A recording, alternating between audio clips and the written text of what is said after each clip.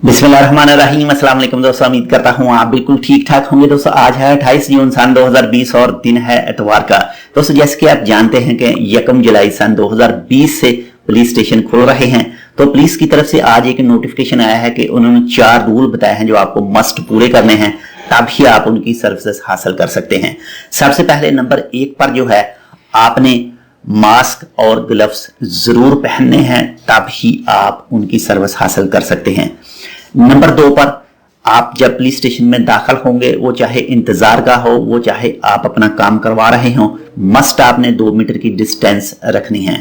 Number 3 पर, अगर आप ये सब चीजें फॉलो नहीं करेंगे, यानी मास्क और हैंड ग्लव्स नहीं पहनेंगे, तो आप पुलिस स्टेशन के अंदर नहीं जा सकते। नंबर 4, अगर आप ये सब पूरी उनकी चीजें नहीं करेंगे तो आपके खिलाफ कानूनी कार्रवाई हो सकती है, आपकी खिलाफ वर्जी लिखी जाएगी।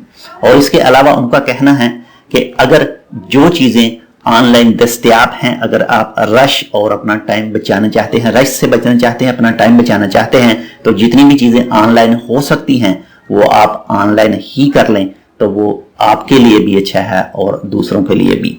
तो ये पुलिस की तरफ से आज ही नोटिफिकेशन आया था, जो 1 जुलाई सन 2020 से पुलिस स्टेशन खुल रहे हैं।